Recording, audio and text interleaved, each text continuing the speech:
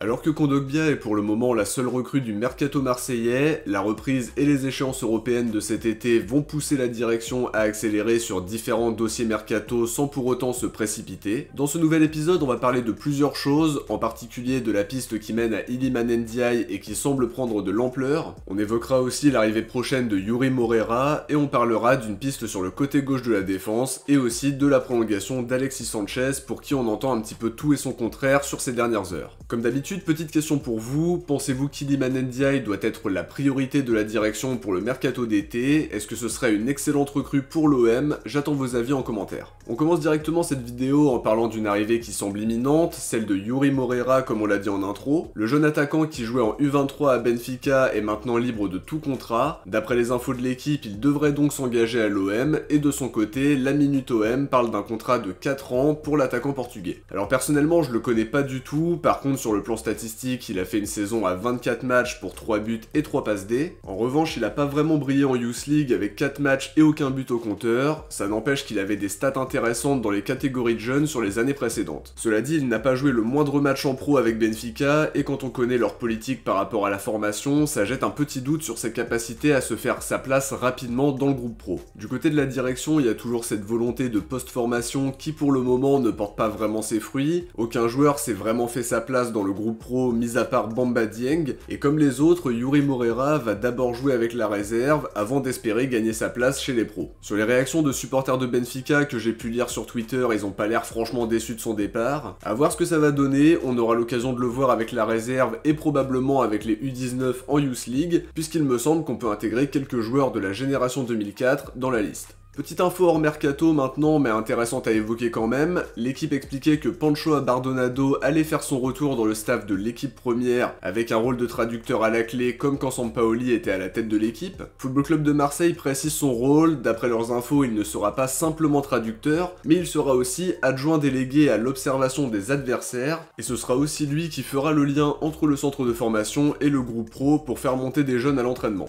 On repart sur les infos mercato et toujours dans le sens des arrivées, le quotidien du sport nous dit que l'OM s'apprête à formuler une offre à Nantes pour tenter de faire venir Quentin Merlin. Le latéral gauche de 21 ans a encore 3 ans de contrat et il est estimé à 7 millions d'euros par Transfer Market. La volonté de la direction marseillaise ce serait de passer à l'action avant que sa valeur n'explose. C'est en tout cas un joueur qui a fait une très bonne saison 2021-2022 et pour qui ça a été un petit peu plus tronqué la saison dernière avec une grosse blessure qui lui a fait louper 10 matchs entre mi-janvier et début avril. Ça peut être une bonne pioche même si le gros problème c'est qu'il faut négocier avec Nantes et c'est loin d'être gagné, on se souvient de la signature de Rongier par exemple. Après on parlait aussi d'un intérêt nantais pour Amavi, ça peut être l'occasion de faire coup double, mais faut pas oublier qu'Amavi a un énorme salaire et que ça ferme quasiment la porte à un transfert définitif, sachant que son salaire est très dur à assumer pour les clubs qui l'intéressent aujourd'hui. Pour revenir à Quentin Merlin, l'avantage c'est qu'il connaît la Ligue 1, il aura pas besoin d'un temps d'adaptation trop important, même s'il devra quand même s'adapter aux exigences et à la pression marseillaise. Je pense que ça peut matcher avec Marcelino, mais peut-être que la marche sera trop haute pour la Ligue des Champions et qu'il faudrait plutôt le prendre comme doublure dans un premier temps en recrutant un joueur plus expérimenté au niveau européen à ce poste-là. A voir si ça ira plus loin, mais c'est une piste qui a du sens avec un joueur qui a un bon potentiel et dont la valeur pourrait rapidement flamber. Alors maintenant sur la prolongation de Sanchez, on a pu lire plusieurs infos contradictoires comme on l'a dit en intro. L'équipe nous disait hier soir que la tendance était plutôt à un départ pour l'attaquant chilien même si les négociations sont toujours en cours. D'après leurs infos, il y avait un désaccord sur le salaire qui était a priori inférieur à celui qu'il avait l'an dernier, une proposition qui s'expliquerait par l'incertitude liée à la qualif en Ligue des Champions. Il parle aussi d'un autre signal négatif, il aurait rendu sa maison à Marseille, ça après on l'interprète comme on veut mais ça met la puce à l'oreille quand même. Une information plus que surprenante par rapport au salaire, sachant que Longoria avait clairement dit qu'ils allaient le revaloriser à hauteur de ce qu'il avait fait cette saison. Ce mercredi matin, RMC nous donne des nouvelles en affirmant que l'OM tente tout pour faire rester Sanchez,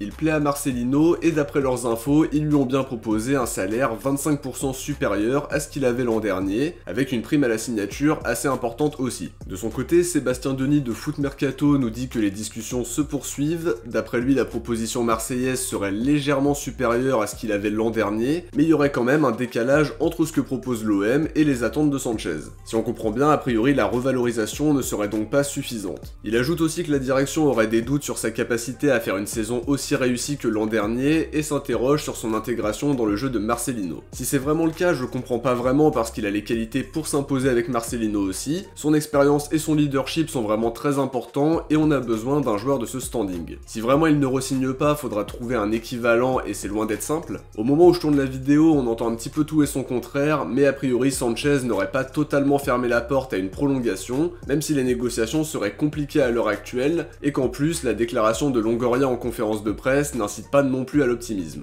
On passe à la grosse info de la vidéo, et une info qui me fait vraiment plaisir pour le coup, même si rien n'est signé. Fabrizio Romano affirme que l'OM est très intéressé par Iliman Ndiaye et qu'ils veulent absolument le faire venir. Il précise quand même qu'ils veulent le faire signer à leurs conditions, et ça veut bien dire qu'ils ne comptent pas tomber dans la surenchère. Il est évalué à 18 millions par transfert market avec 1 an de contrat restant. Ça obligera Sheffield à être moins gourmand s'ils veulent éviter un départ libre l'été prochain. Il y a de la concurrence avec plusieurs clubs anglais qui sont prêts à passer à l'action même si leur identité n'a pas fuité pour le moment. L'avantage qu'on peut avoir dans ce dossier, c'est qu'il adore le club, qu'il a déjà passé une saison ici quand il était en équipe de jeunes, avant de partir pour se rapprocher de sa famille au Sénégal. À plusieurs reprises, il a dit qu'il voulait absolument jouer à l'OM, que c'était son club de cœur, et clairement, c'est le bon moment avant que sa valeur n'explose et que ce soit un joueur totalement hors de portée pour nous. Personnellement, c'est un joueur que j'adore, j'avais d'ailleurs fait une vidéo sur lui pendant la Coupe du Monde, je vous mettrai le lien en description et en commentaire épinglé pour ceux qui ne l'ont pas encore vu. Il sort d'une énorme saison en Championship avec 15 buts et 12 passes D, il est très polyvalent parce qu'il peut jouer avant-centre, à 2 attaquants, sur l'aile droite et en milieu offensif. C'est totalement compatible avec ce que demande Marcelino parce que c'est un très bon profil pour amener de la verticalité, de la lucidité dans les derniers mètres et c'est parfait pour mettre en place des transitions très rapides et se projeter. Je pense que c'est vraiment une opportunité à saisir, ça correspond aux critères qu'on recherche. Après faut pas oublier aussi qu'il faudra un effectif étoffé pour remplacer les joueurs qui iront à la CAN en janvier et ce sera évidemment probablement le cas pour Iliman Ndiaye. Et faudra être en mesure de compenser son absence le temps d'un mois. À mon avis, la direction doit foncer, ce sera pas très compliqué d'avoir un accord avec le joueur, sachant qu'il a toujours dit qu'il voulait jouer à l'OM. Sheffield tentera d'obtenir une belle somme, mais ils peuvent pas prendre le risque d'un départ libre à vouloir être trop exigeant. Ça n'empêche qu'ils vont pas le brader et qu'il faudra se montrer convaincant dans l'offre proposée. Foot Mercato confirme en tout cas qu'Iliman Ndiaye est emballé par le projet marseillais, des échanges auraient déjà eu lieu entre les différentes parties, et a priori l'OM veut avancer très vite sur le dossier cette semaine, avec on l'imagine la volonté de doubler la concurrence et notamment les clubs anglais qui ont une marge de manœuvre financière bien supérieure à la nôtre. En tout cas ce serait une excellente recrue d'après moi, il a maintenant besoin de franchir un cap après avoir vraiment surnagé en Championship avec Sheffield. J'espère vraiment qu'on arrivera à boucler ce dossier parce que ce serait vraiment une recrue de choix avec un joueur prometteur qui est en pleine montée en puissance et qui aura à cœur de confirmer en Coupe d'Europe. De notre côté on arrive à la fin de cette vidéo, j'espère qu'elle vous aura plu. Comme d'habitude si c'est le cas n'oubliez pas de laisser un like avant de partir pour soutenir la chaîne et lui permettre d'être mieux mise en avant. Je vous invite aussi à vous abonner en activant la cloche pour ne rien louper des prochaines vidéos, sachant que je vais être très actif tout au long de l'été pour parler de l'actualité mercato. Si vous avez regardé la vidéo jusqu'à la fin, écrivez Iliman dans les commentaires. Je vous dis à très vite pour une prochaine vidéo. D'ici là, n'hésitez pas à aller voir l'épisode 294 d'ActuOM qui est sorti mardi soir si ce n'est pas déjà fait, et aussi d'aller voir mon mercato idéal pour l'OM 2023-2024. Les liens seront en description, en commentaire épinglé, et vous pourrez aussi trouver la vidéo sur l'écran de fin de vidéo qui va apparaître dans quelques instants. Ciao, portez-vous bien, et surtout allez l'OM.